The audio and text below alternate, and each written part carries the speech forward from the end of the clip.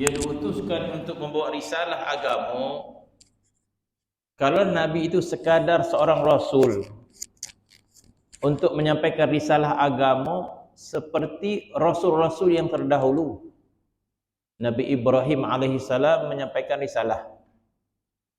Nabi Musa alaihissalam menyampaikan risalah. Nabi Isa alaihissalam menyampaikan risalah.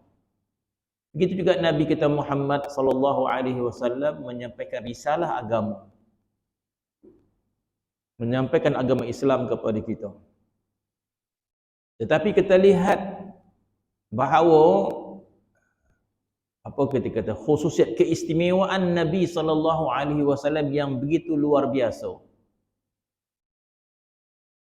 Bermaksud Allah Subhanahu wa taala menjadikan Nabi kita sallallahu alaihi wasallam rasul akhir zaman, rasul bagi kita ini. Tetapi Allah Subhanahu wa taala menjadikan Nabi itu yang sangat-sangat luar biasa.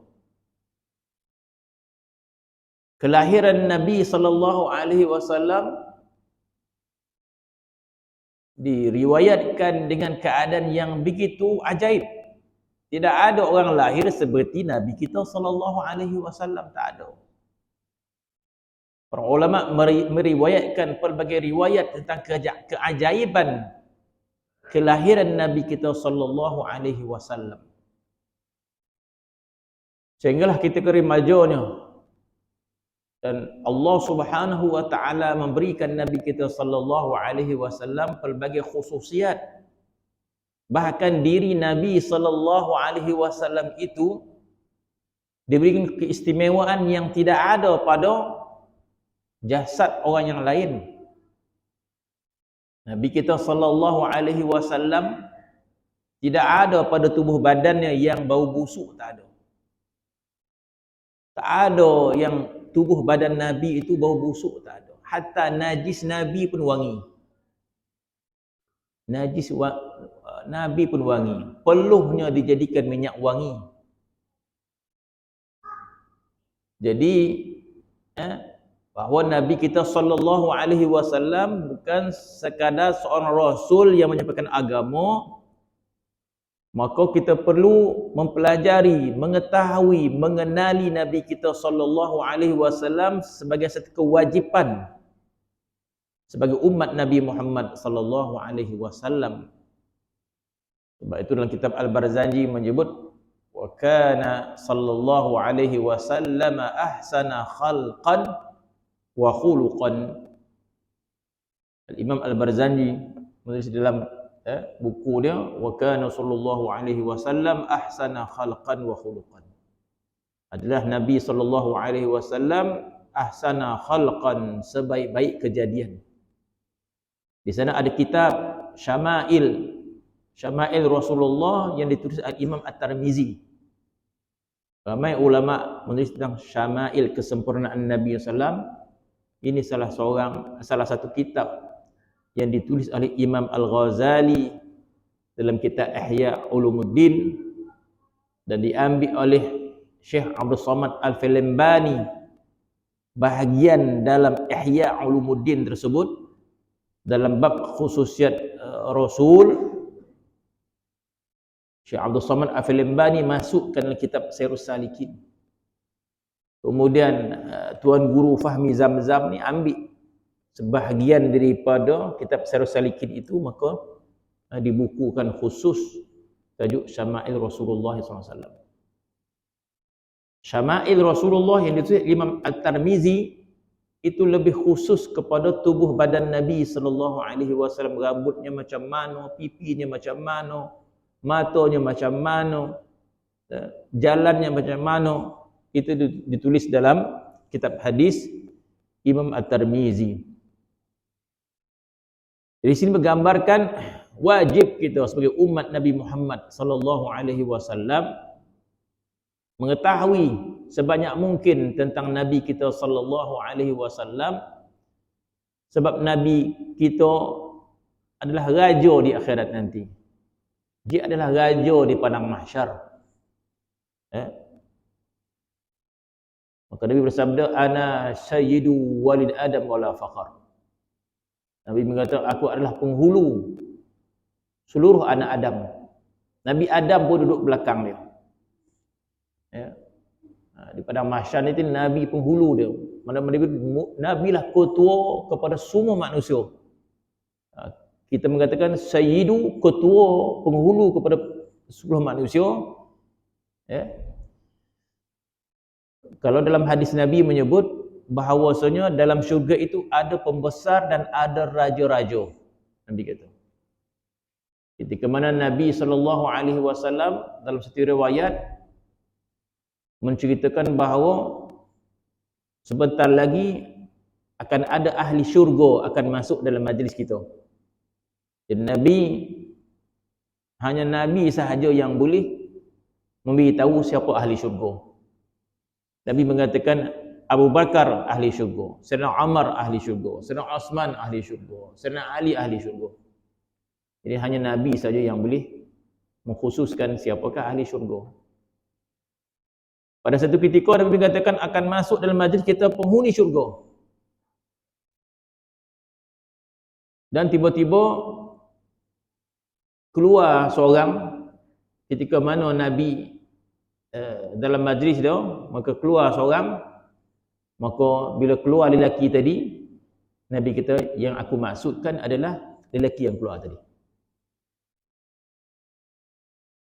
Maka orang pun bertanya kepada, ya Rasulullah, bukankah dia tu hamba kepada si fulan? Jadi yang Nabi bagi tahu seorang penghuni syurga itu adalah sekadar seorang yang hamba. Hamba sahaya, hamba kepada Tuhan. Dia bukan merdeka pun. Jadi maksud yang nama dia seorang itu mulia di sisi Allah Subhanahu wa taala tak kira. Sama dia raja, sama dia pembesar, hatta martabat hamba abdi. Ya. Maka sahabat bertanya, ya Rasulullah, bukankah dia itu seorang hamba kepada si fulan? Ya, Nabi kata, dia adalah seorang hamba. Ya. Tapi dia orang yang dipandang mulia oleh Allah Subhanahu wa taala. Maka sahabat mengatakan, kalau begitu ya Rasulullah, izinkan aku merdekakan dia. Masya Allah. Siapa tak nak ambil saham semua kan? Seorang yang telah diiktiraf penghuni syurga, dah merdekakan dia. Tidak ada sahabat kata, ya Rasulullah, izinkan aku merdekakan dia. Nabi kita biarkan dia. Tak perlu kamu merdekakan. Dia redha dalam keadaan sebegitu. Maka dia mengatakan, ketahuilah, sesungguhnya dalam syurga itu adanya raja-raja dan pembesar. Macam di dunia. Macam kita hidup di dunia ni, ada kerabat raja. Ada kerabat raja, ada yang raja, ada yang sultan, ada kerabat sultan.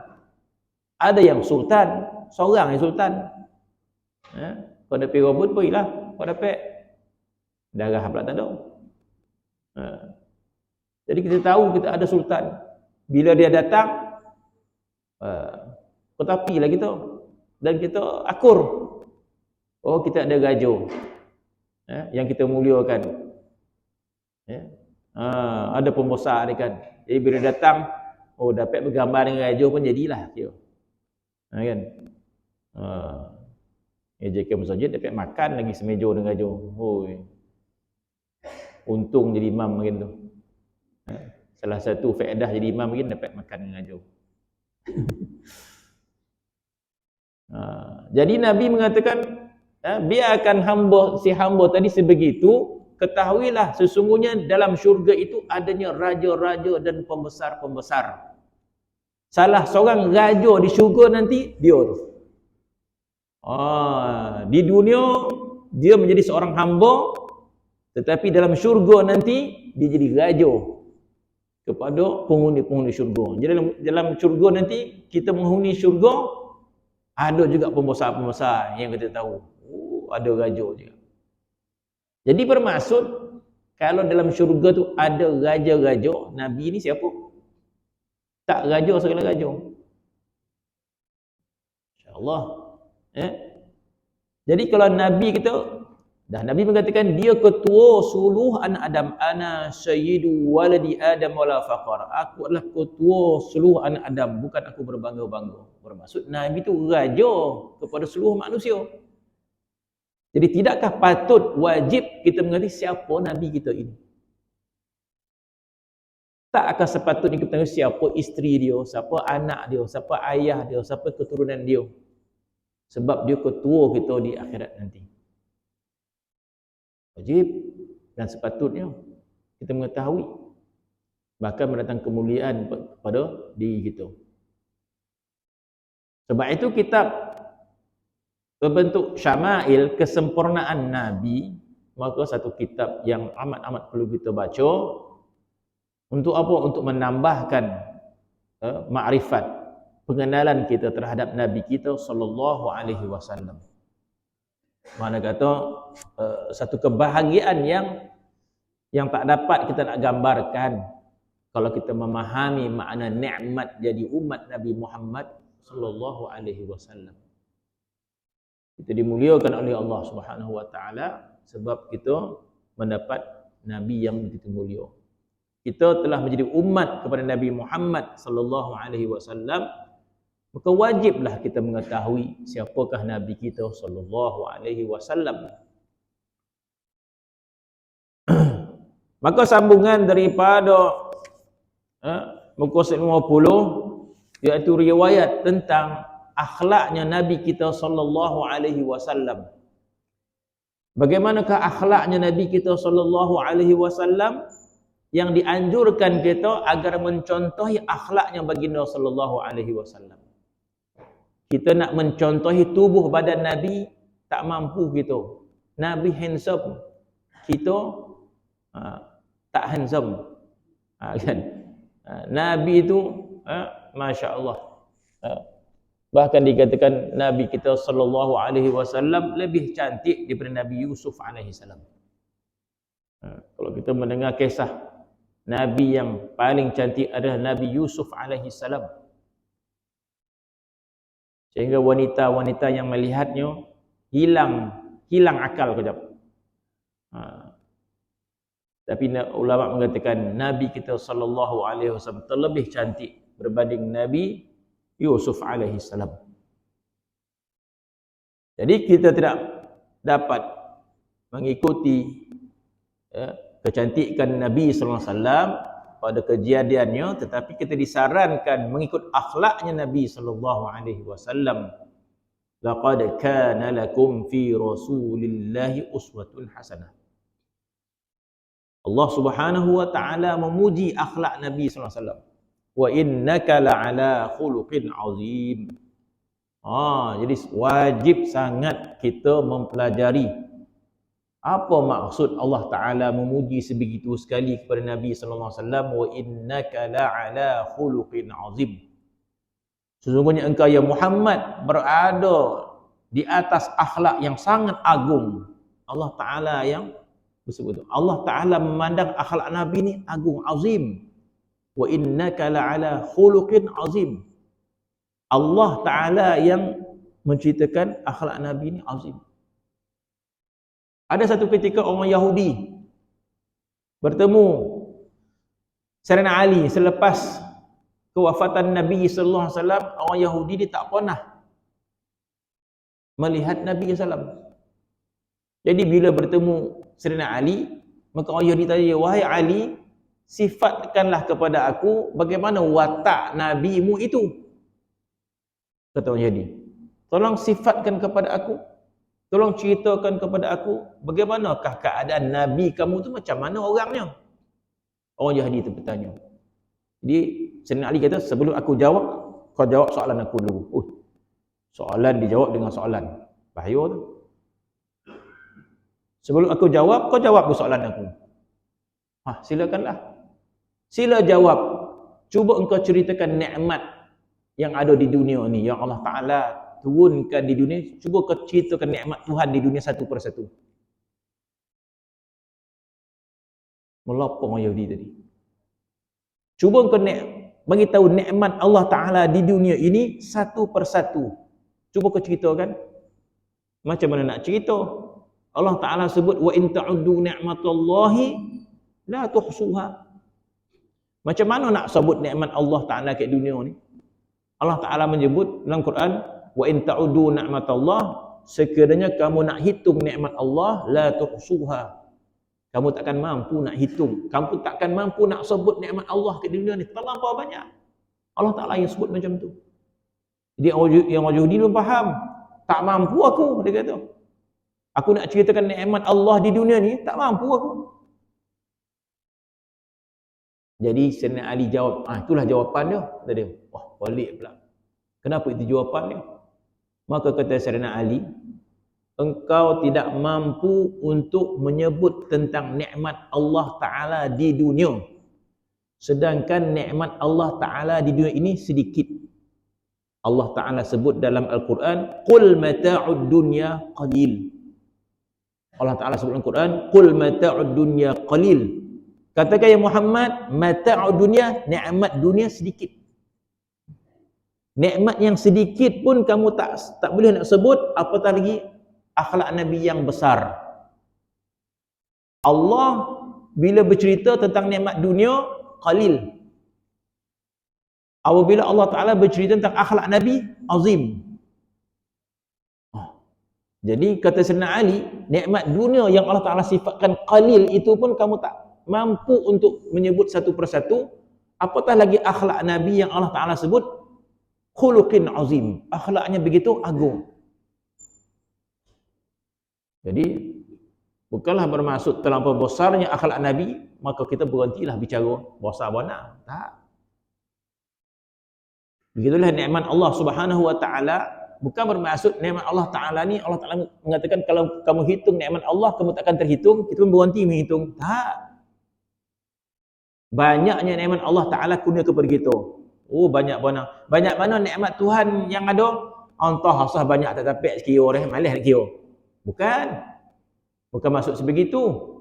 Kita disuruh agar menyebut-nyebut nikmat Allah Subhanahu wa Ta'ala pada diri kita. Tetapi jangan kita rasa dah habis kita sebut, itu maksud dia. Kita disuruh sebut nikmat Allah Ta'ala.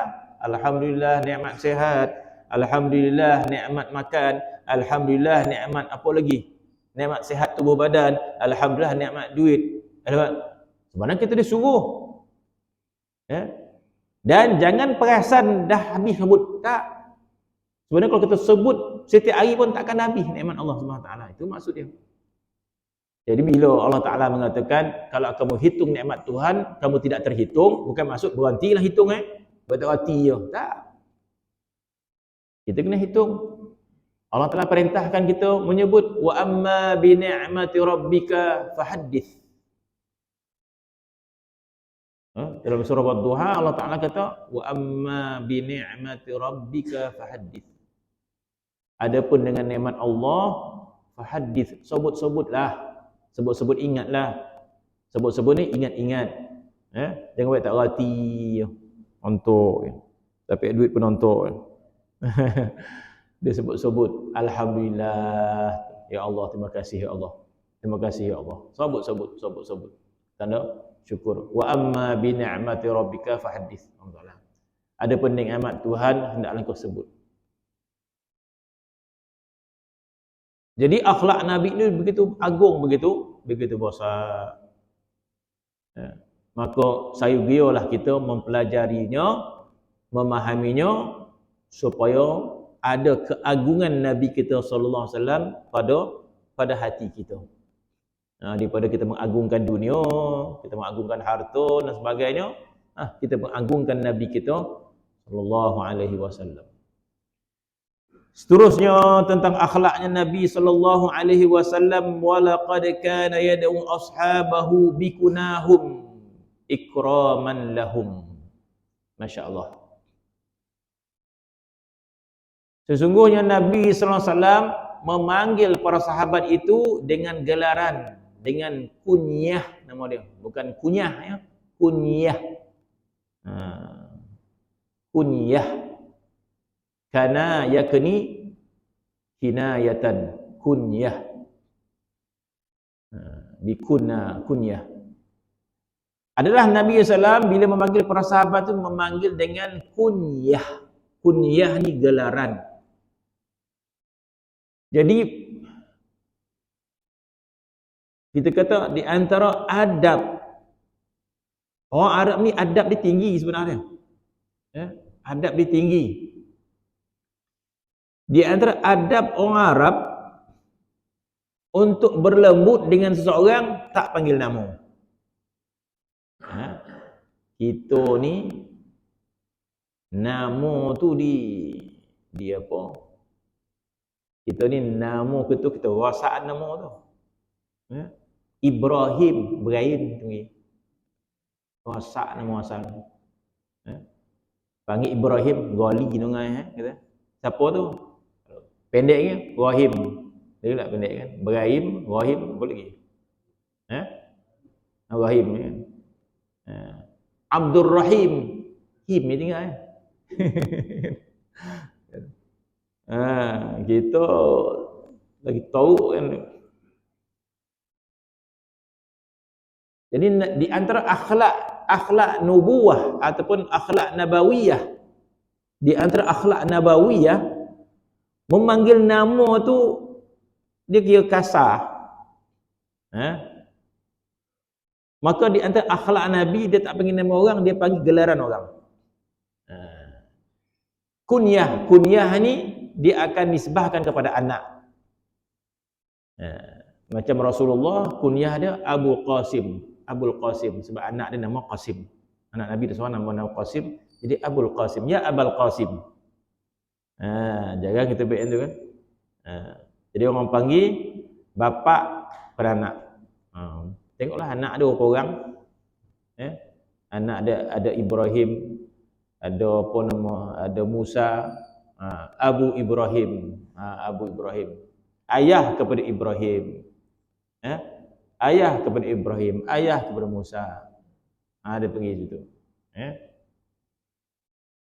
Kenapa Nabi menyebut itu? Ikraman lahum.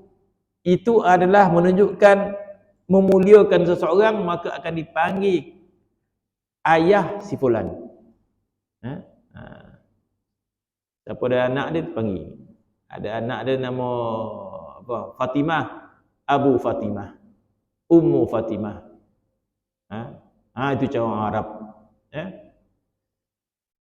Jadi panggilan seperti itu disebut ikraman lahum, memuliakan mereka. Itu akhlaknya Nabi sallallahu alaihi wasallam, dia tak panggil nama orang tu. Dia panggil kunyah. Dia panggil ayah kepada siapa? Anak dia siapa panggil. Wastimalatan liqulubihim, masya-Allah. Jadi orang Arab bila kita panggil dia ayah kepada anak dia nama apa? Nama Musa, panggil Abu Musa. Anak ada seorang nama Musa, panggil Abu Musa. Itu yang mendengar tu rasa, oh, sedap je dengar. Tapi kita tak reti benda tu. Tak sedap dengar dah. Banci dia yang panggilnya tu kan. Kita tak reti benda tu. Jadi disebut istimalatan liqulubihim. Istimalatan liqulubihim. Para sahabat bila mendengar Nabi panggil macam tu, istimah makna hati mereka tu cenderung mencintai Nabi sallam. Seronok mendengar Nabi sallam. Masya-Allah. Rasulullah sallallahu alaihi wasallam memanggil para sahabat dengan panggilan yang cantik. Bahkan terkadang Nabi ini bergurau menyebut nama yang kalau kita bonci dengarlah. Tetapi disebabkan Nabi yang panggil, nama kita kan macam tak elok pun jadi sedap. Yang nama dia Rasulullah, Nabi bergurau. Kadang-kadang Nabi bergurau, tapi Nabi taklah menggola dengan gola yang teruk sangat. Nabi ada panggil sahabat dalam keadaan bergurau. Nabi panggil sahabat dengan gelaran kapal. Ada kapal. Sebab zaman tu berdoza tak ada. Kalau ada berdoza, dipanggil orang tu berdoza. Sebab sahabat tadi rajin menolong. Nabi bila musafir, dialah yang angkat barang letak ke unta. Dan bila Nabi balik, dialah yang mengangkat barang tu turun. Jadi Nabi tahu dalam ramai-ramai sahabat ada seorang ni sangat rajin. Bila Nabi nak musafir, dia yang angkat. Jadi ketika Nabi nak musafir, sahabat tadi nak mengangkat, maka Nabi kata, angkat, engkau tu kapal. Makna Nabi bergurau tu, engkau tu kapal. Ihmil anta safinah. Dalam bahasa Arab, kapal ni safinah. Kan kapal ni dia boleh letak muatan banyak mana pun dia bawa. Jadi umpamakan dia ni macam kapal, letaklah banyak mana pun. Ihmilha wa anta safinah, kata dia. Angkat barang kau tu kapal, bergurau kalau kau bergurau. Kok kita janganlah panggil dia ni Tuhan. Sekali ni orang lagi panggil, gitu. Tapi sahabat tadi bila Nabi yang panggil, selepas tu dia tak ramai orang panggil nama dia. Aku nak orang panggil aku Safinah sebab Nabi yang bagi. Mata kata Nabi ni kalau memanggil kita dengan nama yang biasa saja pun sangat-sangat disukai oleh para sahabat. Dan sahabat bertanya, apabila Nabi panggil engkau Safinah tu apa engkau rasa? Apabila Nabi panggil aku Safinah, badan aku jadi kuat macam kapal. Jadi maksud kita kata masinlah mulut Nabi. Walaupun Nabi bergurau, maka kata sahabat ni kekuatan aku macam kapal. Kalau taklah 2 tan 3 tan aku boleh angkat. Maka sekadar bergurau begitu pun sahabat tadi rasa nikmat sangat sebab nama ini Nabi yang bagi. Apatah lagi kalau Nabi memanggil dengan nama yang indah sebegitu. Rasulullah sallallahu alaihi wasallam mengumpamakan sahabat itu dengan perumpamaan yang sangat indah sampai kita kata hilang hilang diri benar tidak salah ataupun kita kata mabuklah sahabat tadi. Mabuk cinta sampai hilang keseronokan panggilan Nabi itu menyebabkan dia rasa lazat yang amat sangat. Kisah 3 orang sahabat yang bila datang Nabi kata apa? Nabi kata asbahta khalqi wa khuluqi. Kata pujian daripada Nabi, asbahta khalqi wa khuluqi.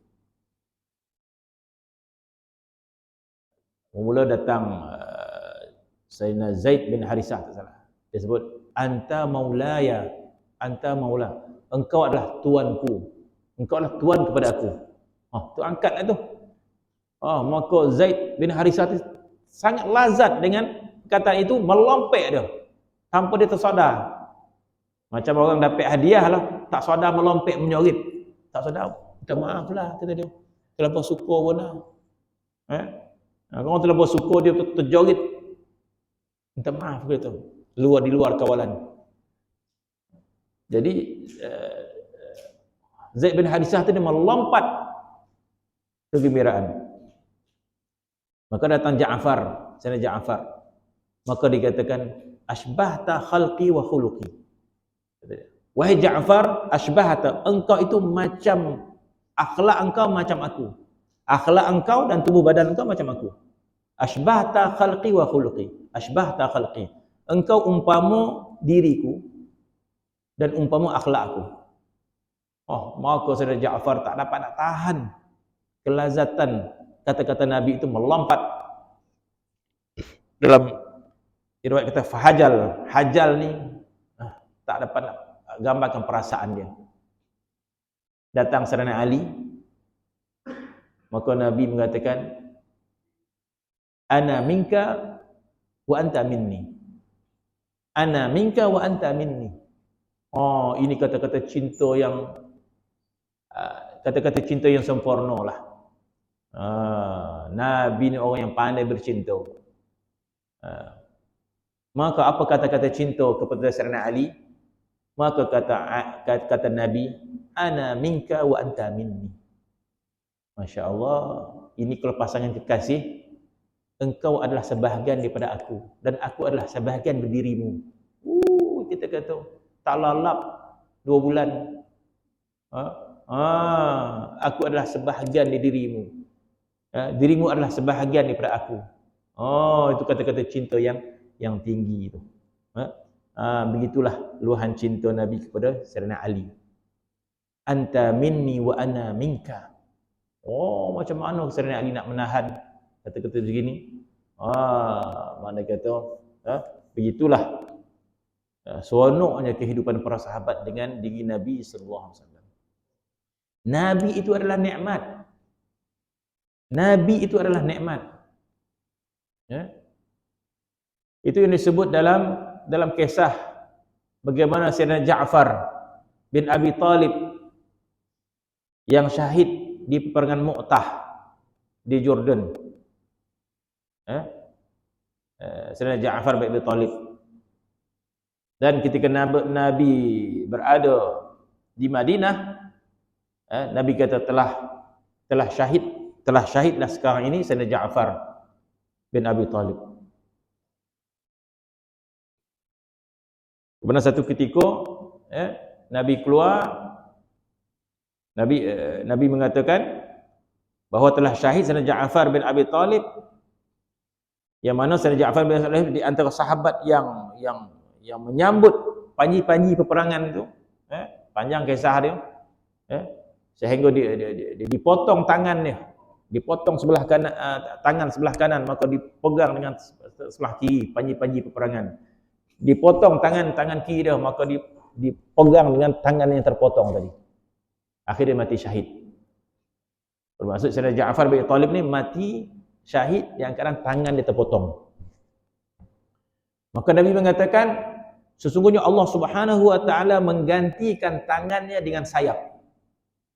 Maka dia terbanglah ke syurga, ke mana dia nak pergi dalam syurga.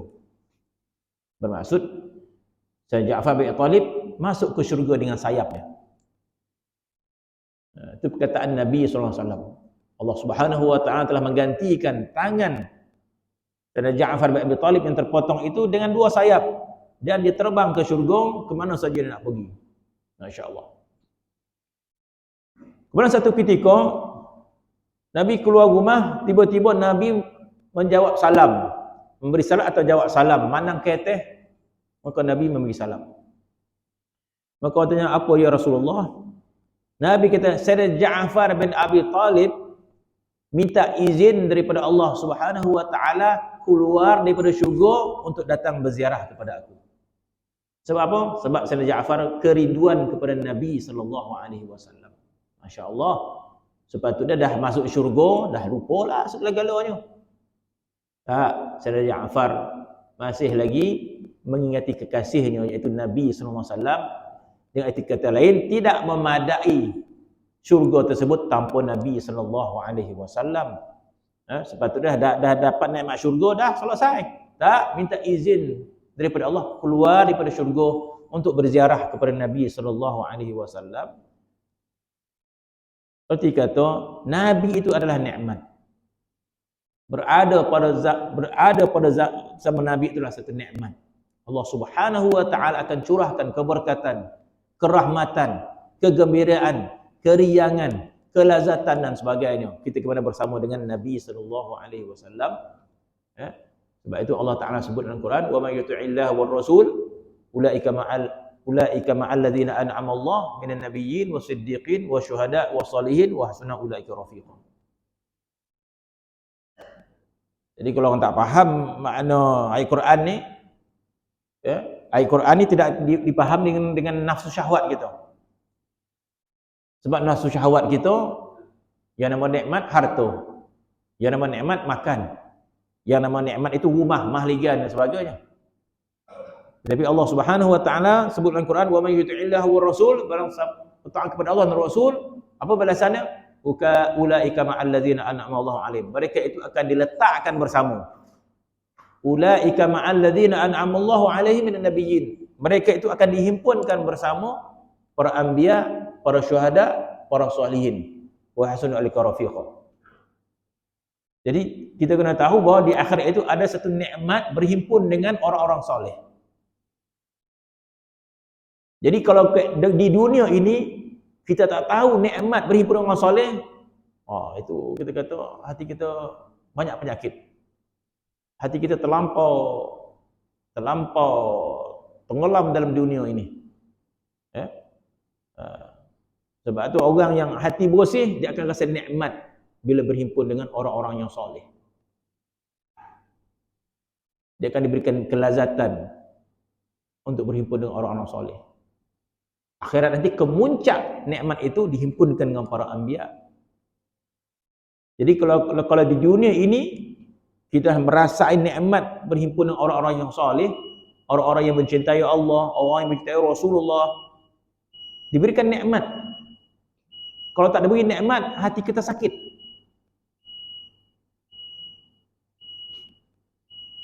Kata Sidi Abi Madian, ma lazatul aish illa bi suhbatil fuqara. Kata Sidi Abi Madian, ma lazatul aish. Kata Sidi Abi Madian, ma lazatul aish. Tidak ada kelazatan hidup di dunia ini illa bi suhbatil fuqara. Kecuali aku bergaul dengan orang-orang yang soleh.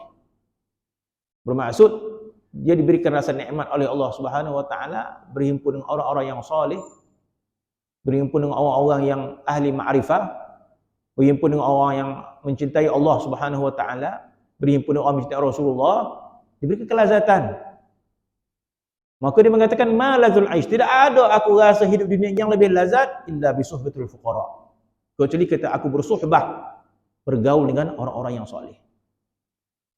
Jadi bila kita diberikan rasa nikmat berhimpun dengan orang-orang yang soleh, maka di akhir nanti Allah Taala bagi nikmat yang lebih besar lagi, berhimpun dengan para anbiya, para salihin.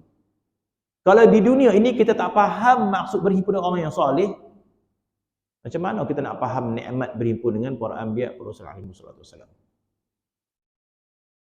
Jadi maksud kita juga perlu memahami makna cinta kepada Allah Subhanahu wa taala. Kita juga perlu memahami makna cinta kepada Rasulullah sallallahu alaihi wasallam, barulah kita dapat merasa nikmat mencintai orang yang lebih cinta kepada Allah Subhanahu wa taala. Kita cuba juga untuk mencintai Allah Subhanahu wa taala, tetapi ada orang yang lebih cinta kepada Allah taala. Maka kita mencintai orang yang cinta kepada Allah Subhanahu wa taala, itu maksudnya. Kita cuba untuk mencintai Rasulullah sallallahu alaihi wasallam. Tapi ada orang yang lebih mencintai Rasulullah. Jadi kita mencintai mereka itu. Kita nak cuba nak ibadat. Kita cuba nak ibadat. Tapi itulah parih kita. Tiba-tiba sahabat kita kuat ibadat dia. Maka diberikan kecintaan kita kepada orang yang kuat ibadat. Jadi kita suka untuk berhimpun dengan orang-orang yang soleh. Kita tidak mampu untuk sampai kepada darajat para anbiya, para rasul. Tak mampu kita. Tetapi jangan sampai kita tak faham makna berhimpun dengan para anbiya, para rasul alaihi wassalatu wassalam. Sambung. Wa yukanni man lam takun lahu kunyatun fakana yud'a bima kunnahu bih. Dan Nabi akan berikan gelaran kalau orang yang belum ada gelaran. Belum ada lagi ayah fulan wa yukanni man lam takun lahu kunyatun, dan Nabi akan bagi, akan gelar, panggil ya. Dan lepas tu Nabi tak panggil nama dah, dia akan panggil ayah fulan. Kemudian wa kana yukanni aidan nisa, Nabi juga kinayah bernisa. Kalau perempuan dia jadi ummu lah. Jadi anak nama siapa? Anak nama Musa, Ummu Musa. Anak nama Ibrahim, Ummu Ibrahim, Ibu Ibrahim. Macam orang tua-tua dulu kan. Ayah pak amak apa nak panggil amak pula. Panggillah darling tu. Anaknya nama Musa. Ayah Musa kata panggil amak. Ayah panggil panggil pula amak Musa. Dia panggil kan. Itu namanya kunyah. Wa kana yukani aidan nisa, dan ada pun Nabi menggelar juga kepada wanita allati lahunnal aulad, bagi mereka yang ada anak-anak. Wallati lam yalid, dan juga yang tidak ada anak. Wa yabtadi'u lahunnal kuna, dan memulai baginya akan kunyah itu. Wa yukanni sibyana fayastalinu bihi qulubahum, dan Nabi memberikan kunyah akan kanak-kanak, maka melembutkan akan hati mereka. Maka kanak-kanak juga Nabi beri gelaran. Jadi gelaran itu tak semestinya ayah si fulan, ayah si fulan. Ada juga gelaran yang lain. Kalau kanak-kanak belum ada anak lagi, dibagi juga gelaran kepada anak-anak kan. Gelaran yang baik-baiklah. Wa kana ab'adan nasi ghadaban wa asra'ahum ridan. Masya-Allah. Wa kana ab'adan nasi ghadaban. Adalah Nabi ini sejauh-jauh manusia daripada marah. Maksud Nabi ini susah nak marah. Kemudian wa asra'ahum ridan. Kemudian Nabi bila marah mudah meredai orang yang buat salah tu. Nabi ni susah nak marah. Adalah Nabi terlebih jauh marah daripada segala manusia dan terlebih segala redha daripada mereka itu. Wa kana ar'afan nasi bin nasi. Wa kana arafan nasi bin nasi wa kana ar'afa. Dan adalah Nabi itu ar'afa dan rauf. Rauf. Rauf ni apa? Rauf selalu dalam Quran Raufur Rahim. Rauf daripada ra'fah. Ra'fah ni dia walaupun makna dia sama, di sini dia kata kasih sayang. Rauf sayang. Tapi mesti ada beza juga. Rauf dan Rahim. Kalau dalam Quran disebut wa huwar raufur rahim. Allah Ta'ala tu bersifat dengan Rauf, Allah Ta'ala bersifat dengan Rahim. Mesti ada beza. Kalau sama Rauf dengan Rahim, takkan jadi dua kan. Secara kasar dia, kasih sayang. Ya. Rahim, belas kasihan. Rauf. Sebab itu ada kalimah disebut Ra'fah. Ra'fah ni beri apa? Bertolak ansur. Ra'fah ni memberi maaf. Ra'fah, Ra'uf ni memberi maaf. Maaf dengan belas kasihan. Itu Ra'uf.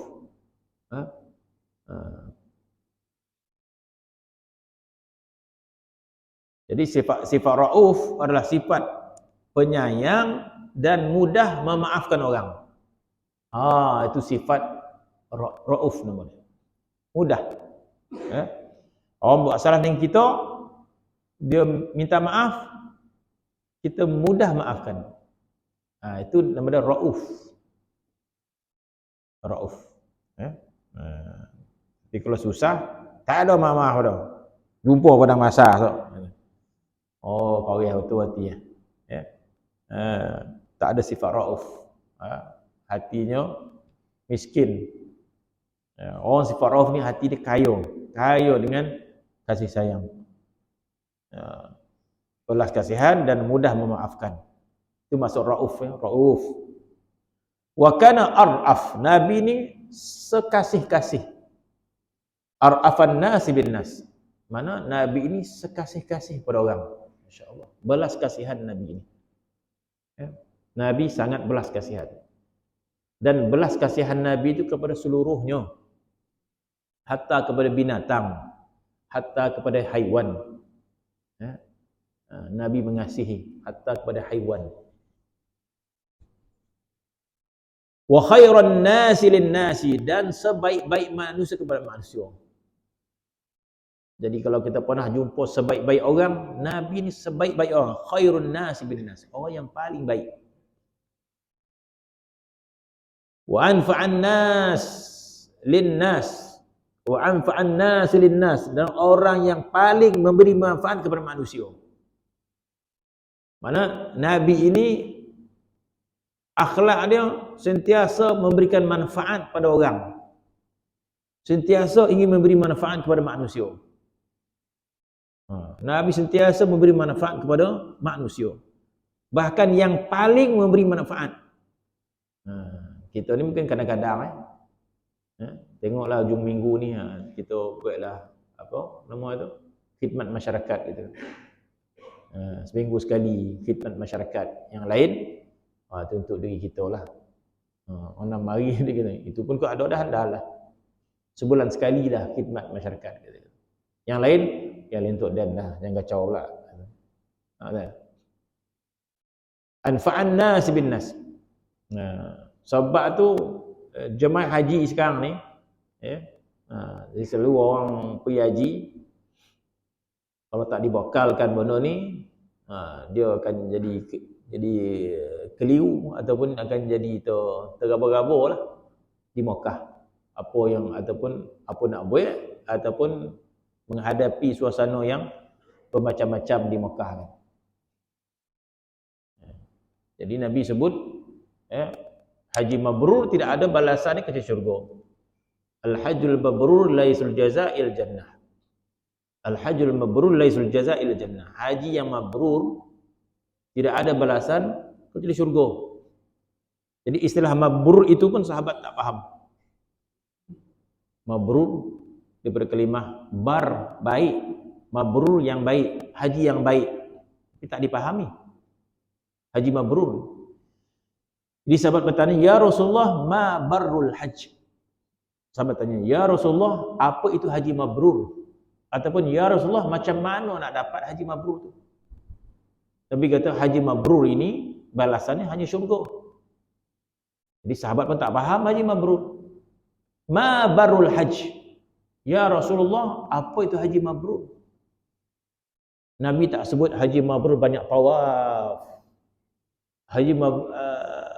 Nabi tak sebut haji mabrur orang yang banyak berdoa di padang Arafah. Ya, walaupun padang Arafah itu sekarang ni jemaah sedang berada di padang Arafah.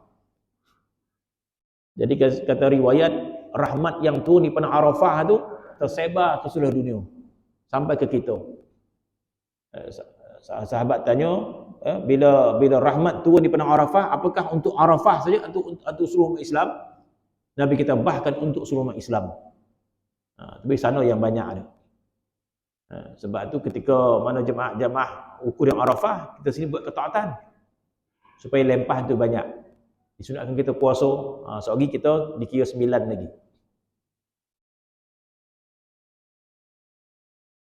Jadi Nabi tak sebut haji mabrur itu banyak berdoa, banyak berzikir, walaupun disuruh berzikir, banyak baca Quran, banyak taaf. Bila Nabi kata, bila sahabat tanya, ma barul hajj, apakah haji mabrur ya Rasulullah? Nabi kata, tibul kalam wa it'amu ta'am. Ma barul hajj, apa haji mabrur ya Rasulullah? Tibul kalam. Bahasa kena baik, cakap kena baik. Tibul kalam, bahasa yang baik dengan orang. Itu saja. Kemudian it'amu ta'am, banyakkan bagi orang makan. Jadi ulama huraikan, bagi orang makan ni orang semua ada makanan. Jadi bagi makan ni disimbolik menolong orang. Jadi bermaksud nak dapat haji mabrur itu di Mekah, berikan manfaat pada orang. Itu maksudnya. Berikan manfaat pada orang, berikan manfaat pada orang. Nak turun bas, kalau boleh dulu ini kita dulu. Kalau naik lift tu, berebut, lantaklah kau rasawan dan dapat dulu. Kan? Untung gitu. Naik bas pun kita dulu. Alhamdulillah dapat dengan pointing dan selamat gitu. Lantaklah kau situ gitu. Kan? Kita berebut gitu. Sedangkan terbalik rupa-rupa Nabi kata, haji ini mana kita menolong orang. Kemudian tibul kalam, cakap kena baik. Nak cakap baik macam mana? Banyak bongi ya. Nak tahu keluar kita punya perangai yang tak baik kat Mekah. Semua perangai tak baik keluar sana. Jadi Nabi SAW anfa'un nas bin nas lin nasi. Nabi tersangat memberi manfaat kepada manusia. Walam takun turfa'u fi majlisi aswat. Walam takun turfa' dan tiada diangkat suara dalam majlisnya. dan tiada diangkat suara. Nabi pun tak angkat suara. Nabi tak pernah angkat suara. Bahkan para sahabat lain pun tak angkat suara. Masya Allah. Mana majlis Nabi, majlis yang penuh beradab. Penuh beradab. Nabi pun sangat beradab dengan para sahabat. Para sahabat pun disuruh beradab dengan Nabi SAW. Di sekian habis kaju. Akan datang fasal ketiga. Wa kana idza qama min majlisihi qala subhanakallahumma bihamdika asyhadu an la ilaha illa anta astaghfiruka wa atubu ilaik. Thumma yaqulu allamanihinna Jibril alaihi salam. Masya-Allah. Jarang kita amalkan ni.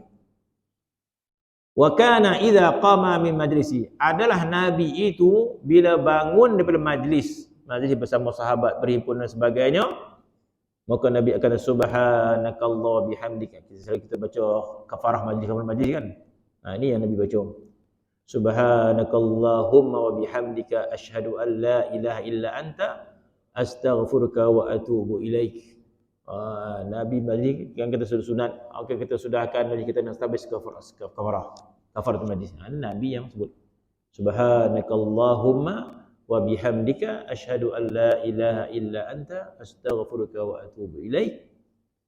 Kemudian Nabi berkata, allamanihinna Jibril. Jibril yang mengajar ni. Doa ini Jibril yang mengajar. Allamani Jibril subhanakallahumma wa bihamdika asyhadu an la ilaha illa anta astaghfiruka wa atubu ilaik. Wallahu ta'ala a'lam. Bismillahirrahmanirrahim. Alhamdulillahirabbil alamin wassalatu wassalamu ala asyrofil anbiya'i wal mursalin wa ala alihi wa sahbihi. Alhamdulillahirabbil alamin.